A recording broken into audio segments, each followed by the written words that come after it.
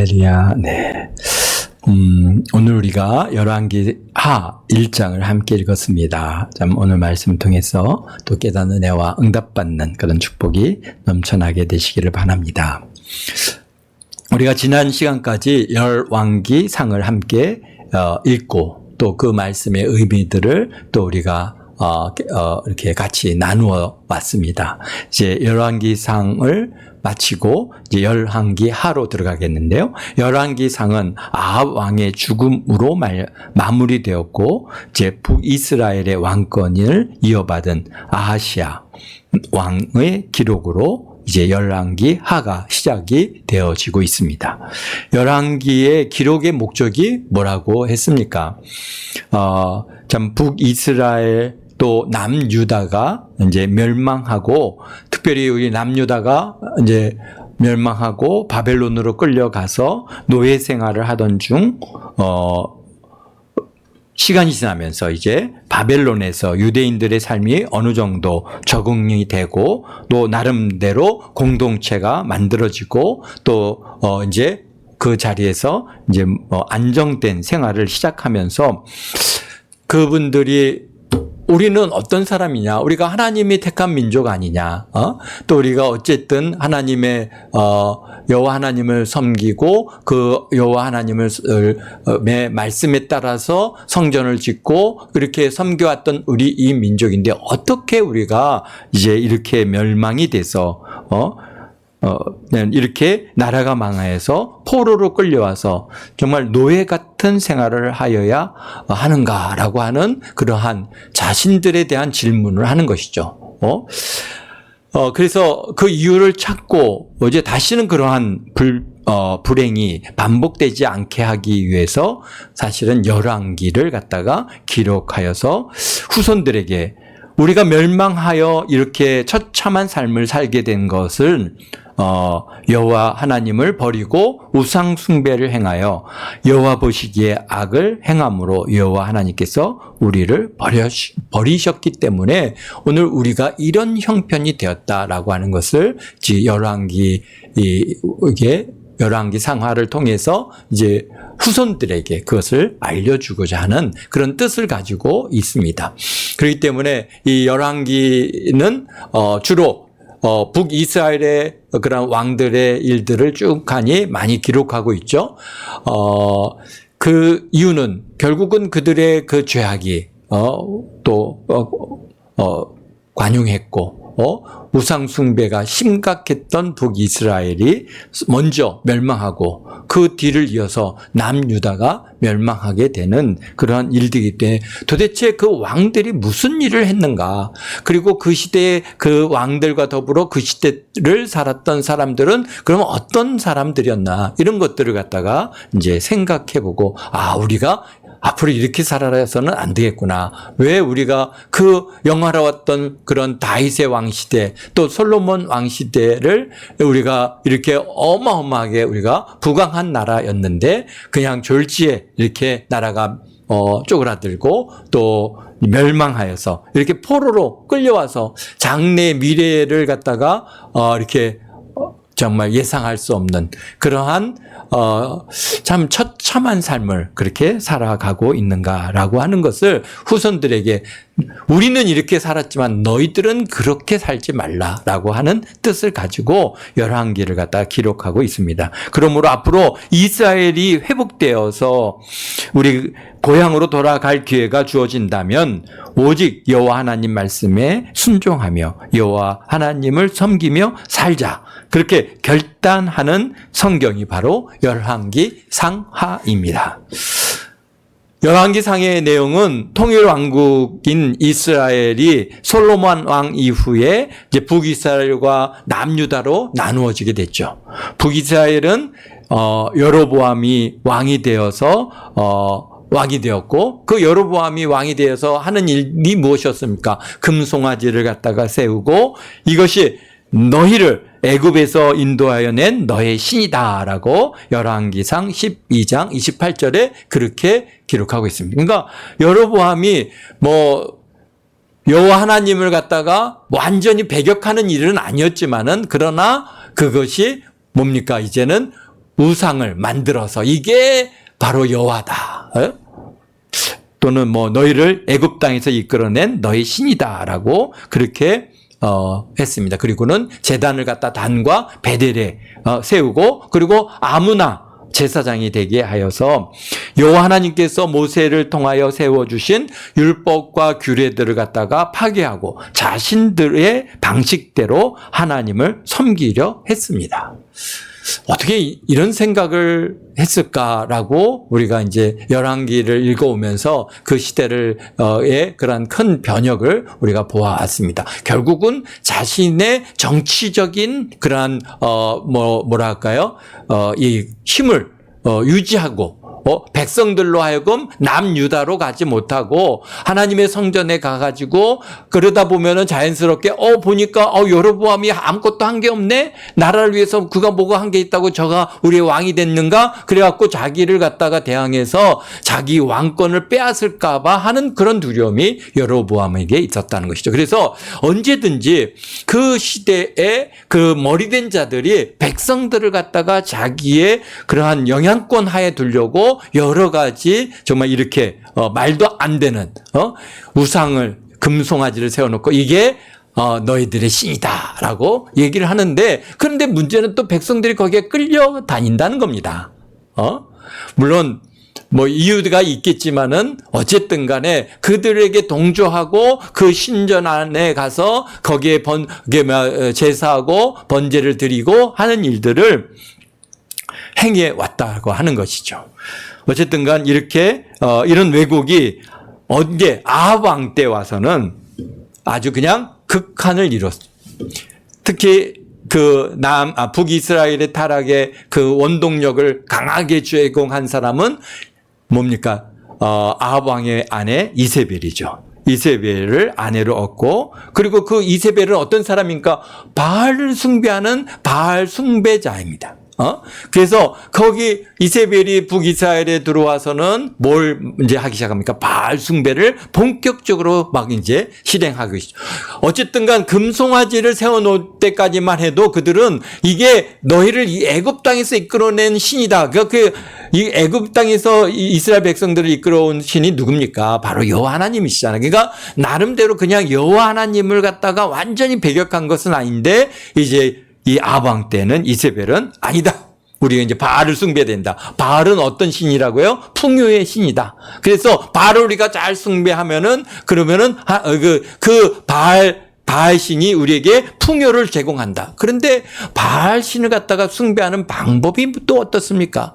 이 우상 숭배의 그냥 이 방식이 얼마나 타락되어지고 거기에 온갖 그러한 창녀와 창기들이 가득한 그런 아주 성적으로도 완전히 타락된 그런 모습으로 이렇게 던져지게 된 것입니다. 그러니까 사람들이 영적인 것들이 타락하면 자연스럽게 뭡니까? 우리의 이 땅에서의 우리의 삶이 완전히 타락되어지게 되어지는 것입니다. 그래서 이게 바알을 갖다가 영적인 우상 숭배를 갖다가 이제 하니까 결국은 어떻게 합니까? 이 백성들의 삶이 완전히 이제 타락의 길로 가는 겁니다. 그래서 바알 신전을 세우고 그리고 그다음에 바알 선지자를 세우고 북이스라엘이 바알화를 갖다가 심각하게 진행하게 되었습니다. 그래서 온 북이스라엘 땅 안에 바알의 아세라 목상과 바알 신전들과 바알 숭배자들이 가득한 그런 상황으로 이런 바알 숭배는 열왕기 하에서도 계속되고 있습니다. 그래서 언제 이제 그것을 갖다가 하나님께서 그냥 두시지 않겠죠. 그래서 에우라고 하는 그러한 장군을 이스라엘의 왕으로 세움으로써 이제 그러니까 오므리의 아들이 아합이죠. 그래서 그 오므리 왕조입니다. 지금도 이제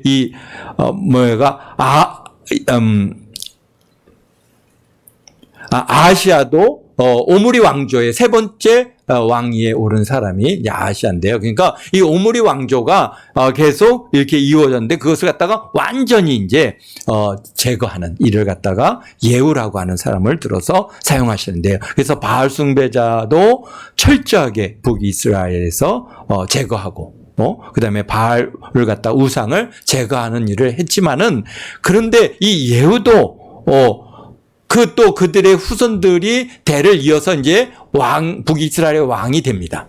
그런데 이스라엘 하나님 여호와의 율법을 지켜 행하지 아니하였다라고 열왕기하 10장 31절에 이렇게 이제 기록하는 것처럼, 이렇게 뭡니까? 우상을 숭배하는 일이 이게 계속 반복해서 이루어지고 있다는 것이죠. 에후도 다 바알을 갖다가 제거하는 일은 제거했지만 여로보암의 길로 가는 거예요.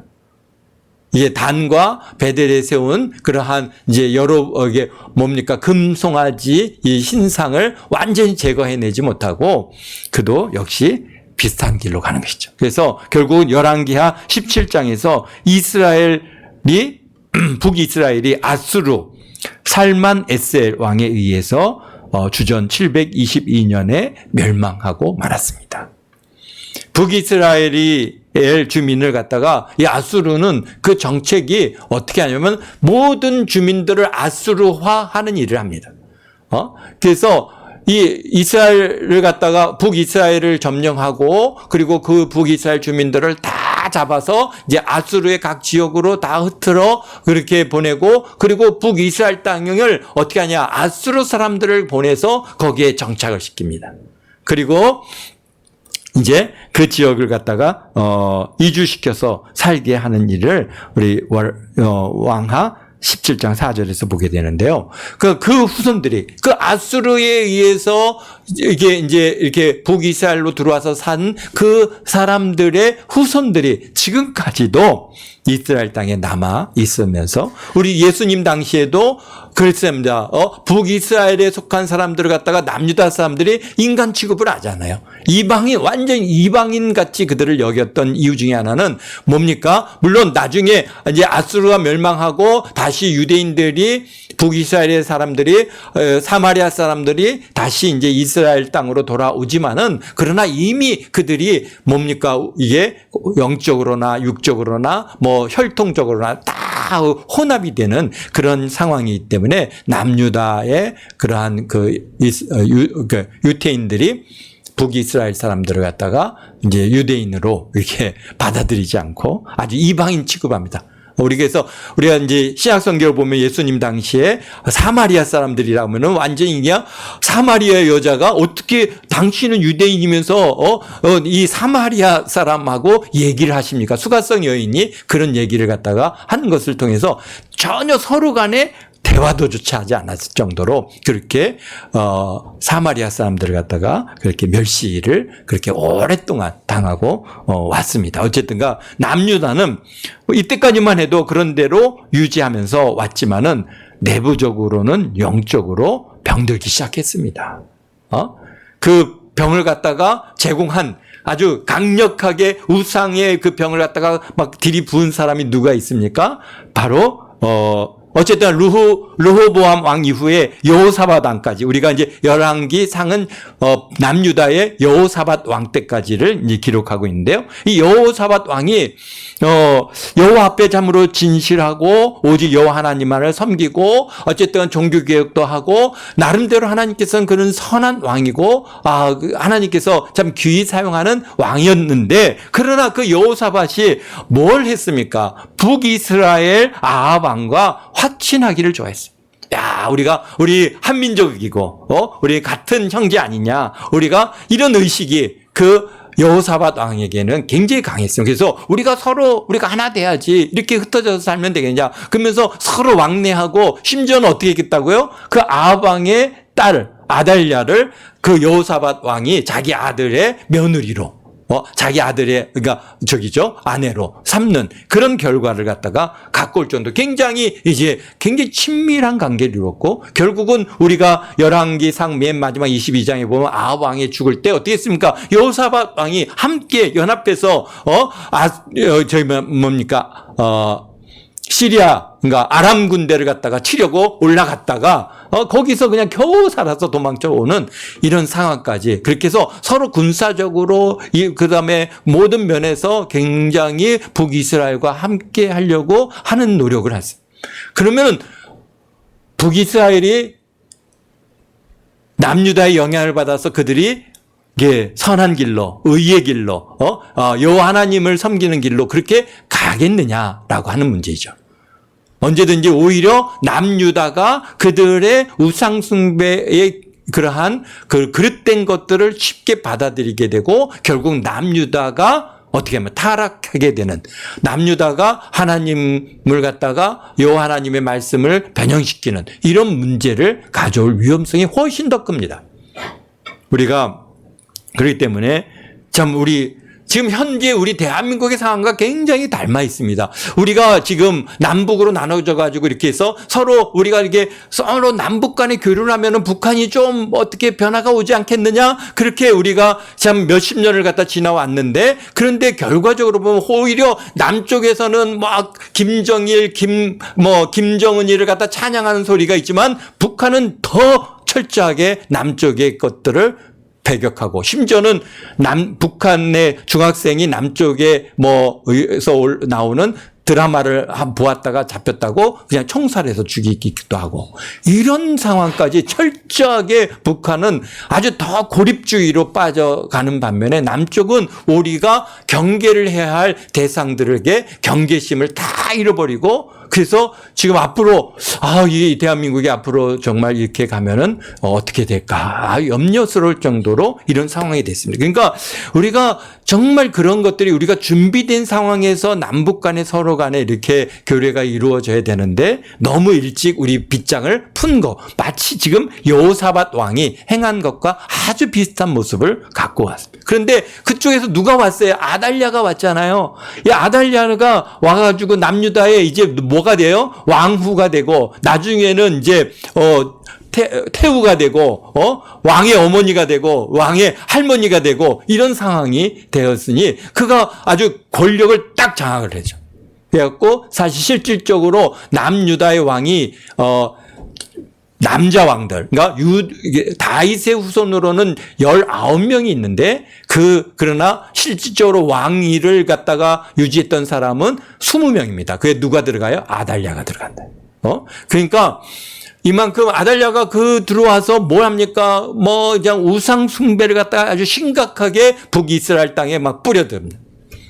그래서 그러한 아달랴가 왕권을 장악했을 때 남유다 안에 바알 숭배 사상을 갖다 뿌려 놓았고, 그 쓴뿌리는 남유다 역사에 계속해서 벗어나지 못하고 영향을 받습니다.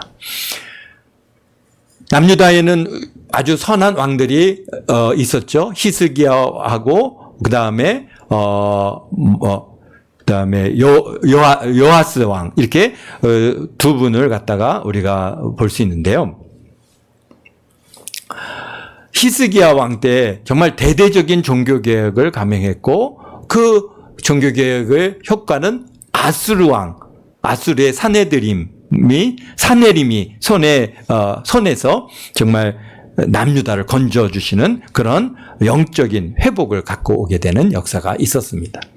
그리고 히스기야가 죽고, 히스기야 왕이 이제 아주 정말 정말 신실한 왕이었는데, 반면에 그의 아들 므낫셋은 어떤 왕이냐? 남유다에서 가장 악한 왕입니다. 가장 악한 왕. 우리가 이제 앞으로 우리가 읽어가면서 말씀을 배워가지만, 여호와 하나님께서 남유다를 버리시기로 작정한 이유가 누구 때문에 버려요? 이 므낫셋 왕 때문에 버립니다. 므낫셋 왕 때 어떤 일이 있었냐면, 예루살렘 성 안에 의론자, 그러니까 결국 의론자라는 얘기는 뭡니까? 바로 여호와 하나님을 섬기는 자들이 잡아가지고 죽여서 그 죽은 사람들의 피가 이제 지금처럼 우리가 그냥 이렇게 그렇게 죽인 거 아닙니까? 딱 칼로 잘라서 막 베서 죽이니까 막 이게 피가 쏟아져 나오는데요. 그 피가 막 흥건히 길에 고일 정도로 그렇게 어마어마하게 많은 그런 지금 의로운 사람들, 여호와 하나님을 섬기는 자들을 잡아 죽였던 일어났던 일이 바로 므낫셋 왕 때 이루어졌어요. 그래서 그 므낫셋 왕의 그런 악행을 갖다가 그때까지 누가 있었냐면은 이사야라고 하는 선지자가 살아 계셨는데요. 이사야 선지자가 그것을 지적합니다. 그렇게 하면 안 된다. 막 그렇게 하니까 이사야 선지자를 잡아서 죽입니다. 근데 죽일 때 어떻게 죽입니까? 톱으로 켜서 죽입니다. 톱으로 켜서.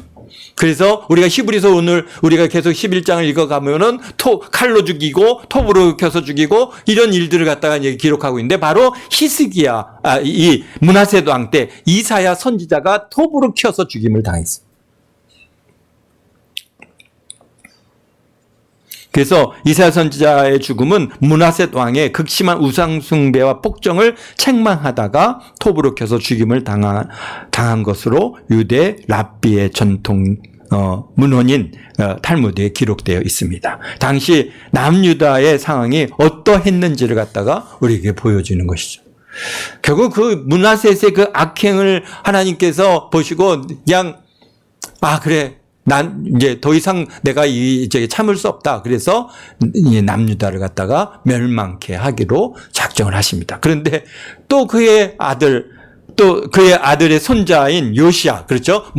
이제 히스기야하고 요시야 왕인데요. 이 요시야가 왕이 됐는데 성전을 갖다가 개보수를 하다가 뭘 찾습니까? 율법책을 찾습니다. 그러니까 왕도 그때까지 율법책이 그러니까 므낫셋이여 철저하게 여호와의 말씀 성경책을 다 어떻게 합니까? 불태워가지고 그걸 갖고 있는 자들은 다 잡아 죽인 거예요. 쉽게 얘기해서. 그래서 다 없어졌는데 그런데 성전 벽을 속에 숨겨놓은 거예요. 숨겨놨던 율법책이 발견돼가지고 그 율법책을 발견하고 그리고 그 책의 말씀을 갖다가 우리가 여호와의 말씀을 알지 못해서 우리가 이렇게 정말 죄악된 길로 왔고 우리 땅이 이렇게 그릇된 길로 왔구나. 철저히 회개하고 그리고 종교개혁을 감행하고 남유다를 성결케 했지만은 그러나 남유다를 향한 여호와 하나님의 심판을 거두지는 않으셨어요. 어쨌든가 요시야 왕 때 나라가 많이 영적으로 회복됐습니다. 참 하나님께서 참 그 인정하는 왕으로서 세웠지만은 그러나 요시야도 일찍 죽고 그의 아들과 손자에 이르기까지 큰 혼란을 겪습니다. 한 번은 애굽이 올라서 치고 한 번은 바벨론이 내려와서 치고 그 사이에서 계속 이 남유다가 이제 굉장히 그러한 어려움을 겪는 것을 우리가 이제 앞으로 보게 되는데요. 결국은 이제 히스기야 때 남유다가 역시 바벨론 느부갓네살 왕에 의해서 멸망합니다. 남유다의 백성들이 바벨론으로 끌려갔고 성전은 파괴됐고 남유다는 이제 사람이 살지 않는 것 같은 그런 황폐한 땅으로 버려졌습니다. 그러니까 바벨론은 좀 달랐어요. 바벨론이 하는 일은 아수르는 어떻게 했습니까? 그곳에 자기네 사람들을 보내서 완전히 북이스라엘을 아수르화 시키려고 했는데 반면에 바벨론은 그들 남유다의 백성들을 다 끌어다가 그 바벨론 땅에 그런 포로로 노예로 삼고 있지만은 남유다는 그냥 비워놨습니다.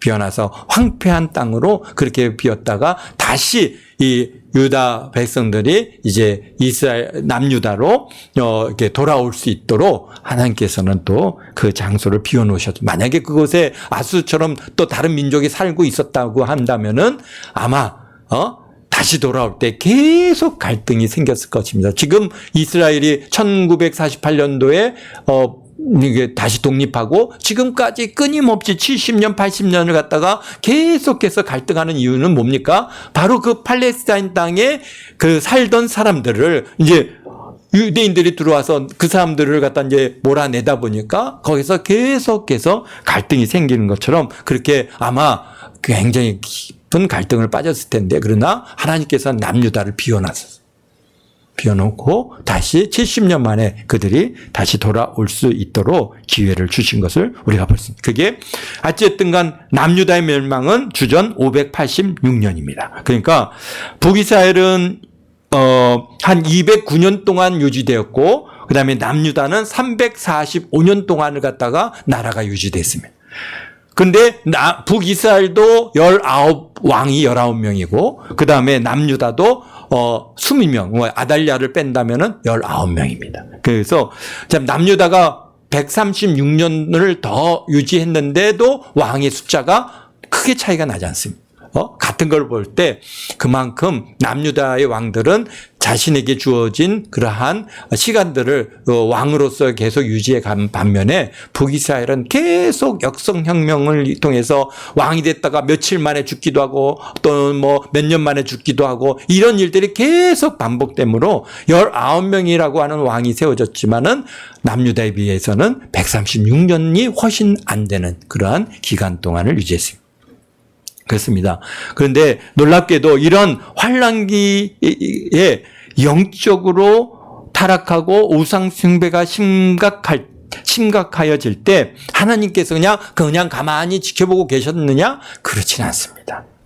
정말 그 당시에 많은 선지자들을 갖다가 보내셔서 북이스라엘과 남유다를 주께로 돌아오도록 역사하고 계셨다고 하는 사실입니다. 그래서 즉 말씀이 없어서 멸망한 것이 아니라는 것이죠. 말씀을 들으려 하지 않았기 때문에 북이스라엘도 남유다도 멸망. 하나님께서 남유다 북이스라엘을 버려두지 않았습니다. 우리가 정말 북이스라엘 지금 우리가 열왕기 상 22장이나 또 지금까지 어떤 인물이 나옵니까? 엘리야 선지자. 얼마나 대단한, 하나님께서 들려오라고 죽음을 못 볼 정도로 병거를 타고 하늘로 올라가는 그런 대단한 선지자가 바로 엘리야 아니십니까? 근데 그때 이스라엘이 가장 타락된 아합 왕 때 엘리야 선지자를 보내셔서 말씀을 전해주시고, 거기에서, 그들과, 영적으로 대항하시고, 하나님께로 이스라엘 백성들을 갖다가 돌아오게끔 하려고 하나님께서는 계속해서 나름대로 수고하고 계시다고 하는 사실이죠. 그래서 열왕기하는 왕들의 기록이 아니라 선지자들을 통해서 말씀하시고 이끌어 가시는 선지서와 같은 그러한 성경이 바로 열왕기하입니다. 그래서 열왕기하에는 다양한 선지자들이 많이 나옵니다.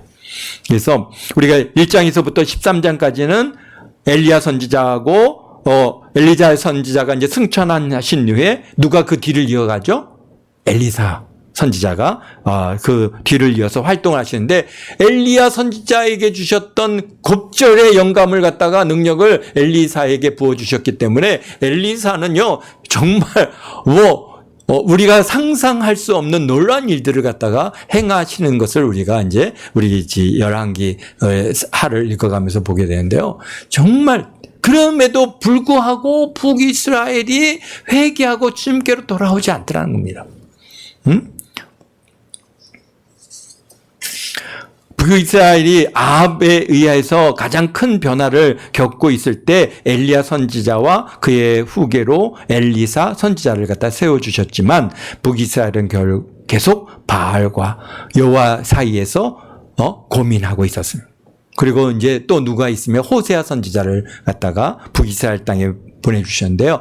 그건 북이스라엘이 멸망할 때쯤에 직전에 호세아 선지자를 보내셔서 그러니까 여로보암 왕 2세부터 종말까지 이제 호세아 선지자가 활동하셨는데, 호세아 선지자 하면은 어떤 게 유명합니까? 바로 음탕한 아내를 갖다가 아내로 얻어가지고 음탕한 여인 고멜을 아내로 결혼해서 거기에서 이스라엘 백성에게 그게 너희들이 이렇게 음란하고 우리가 방탕해도 여호와 하나님께서는 그 호세아가 그 고멜을 도망가면 가서 데려오고 도망가면 가서 데려오고 그러면서 끝까지 그를 갖다 사랑하시는 그런 모습을 이스라엘 백성들에게 보여주는 거예요. 너희들이 이렇게 음탕해서 여호와를 버려도 여호와께서는 너희들을 갖다가 사랑하신다. 지금도 너희를 갖다가 사랑하신다. 그래서 하나님의 찢어진 심정을 온 삶으로 표현하고 증거했던 선지자가 바로 호세아 선지자입니다. 그럼에도 불구하고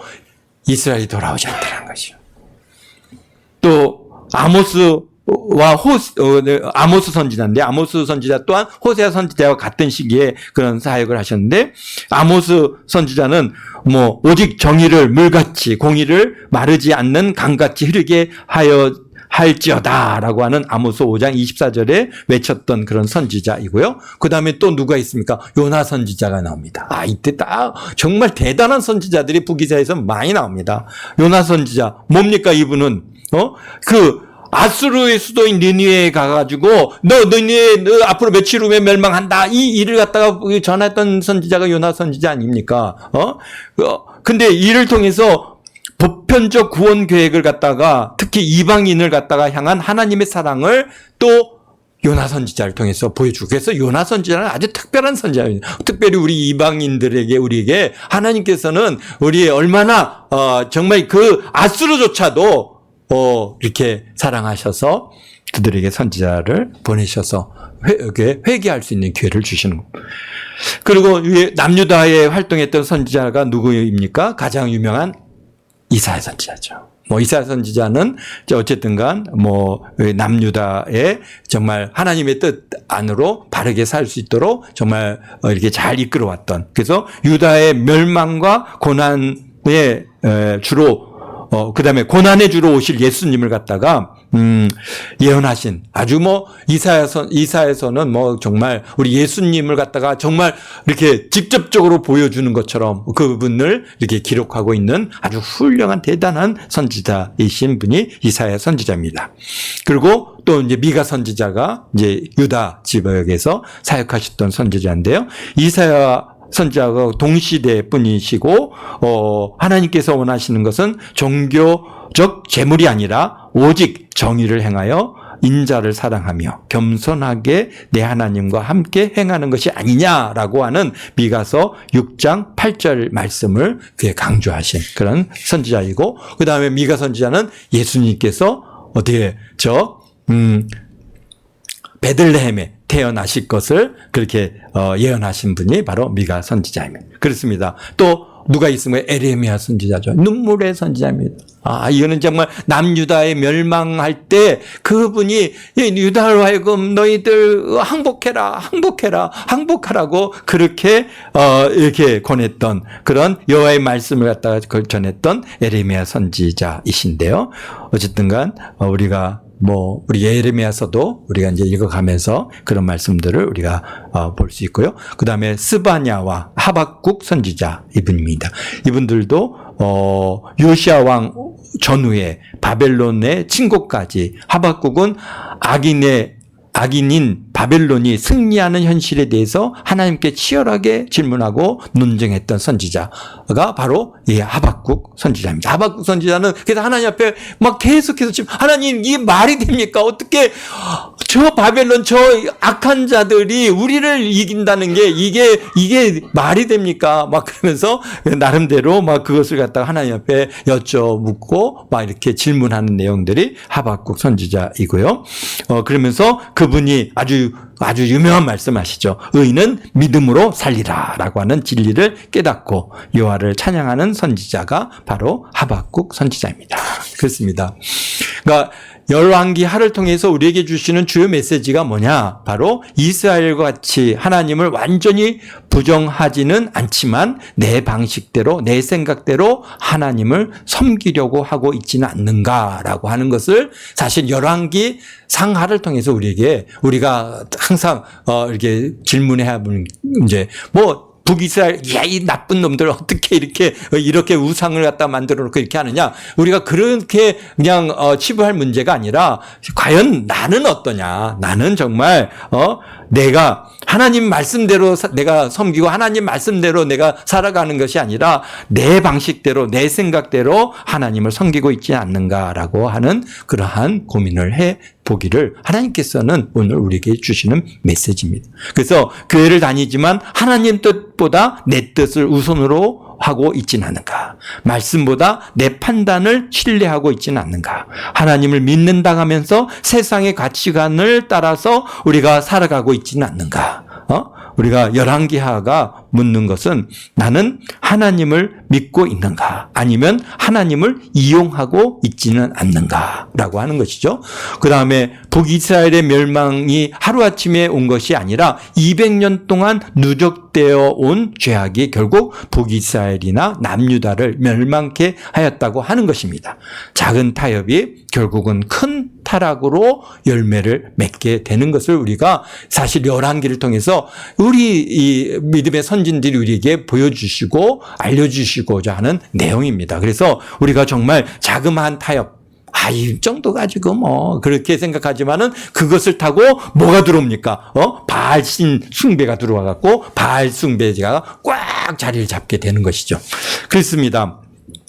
히스기야와 요시야는 완전한 사람은 아니지만 하나님께서 그들을 높이 평가하고 계신 것을 우리가 이제 앞으로 보게 될 텐데요. 그래서 말씀 앞에 겸손하고 회개할 줄 알고 하나님을 의지했기 때문에 그들을 높게 평가하고 계십니다. 사실 히스기야 그의 아들은 세상에 최고 못된 그 므낫셋이라고 하는 아들을 그가 낳았지만 그러나 어쨌든간 뭐 그거는 뭐 그 아들의 문제인 것이고 이 히스기야 그 본인은 정말 하나님의 말씀대로 뜻대로 살려고 하는 그래서 그 결국은 히스기야가 완벽하지 못했다는 것이죠. 아들을 갖다가 신앙으로 잘 그렇게 훈련시키지 못했다고 하는 것을 우리가 알 수 있지만 그러나 어쨌든간 히스기야 그 개인은 하나님께 앞에 겸손하고 회개할 줄 알고 하나님의 뜻대로 살려고 노력했던 것을 우리가 알기에 하나님께서는 그렇게 히스기야를 높게 그렇게 세워주시고 인정하셨다는 겁니다. 그래서 물론 우리 자녀들이 믿음 안에서 잘 크고 잘 성장해서 아름다운 그리스도인으로 성장하는 게 참으로 아름다운 일이긴 하지만은 그러나 그것도 우리 뜻대로 우리 마음대로 우리 생각대로 되는 게 아니죠. 그것은 그 아들의 그 자녀들의 삶인 것이고 우리는 어쨌든 우리 본인들이 하나님 뜻 안에서 바르게 살고 있는가 우리가 정말 하나님을 겸손히 우리도 말씀 앞에 겸손하고 날마다 회개하는 그러한 심령으로 하나님을 의지하고 살아갈 때 우리 하나님께서는 잘했다 칭찬받는 그런 하나님의 자녀가 될 줄로 믿습니다. 아멘. 그런 정말 하나님께로부터 인정받고 잘했다 칭찬받는 그러한 하나님의 사람이 다 되시기를 예수님의 이름으로 축원드립니다. 기도하겠습니다. 거룩하신 아버지 하나님,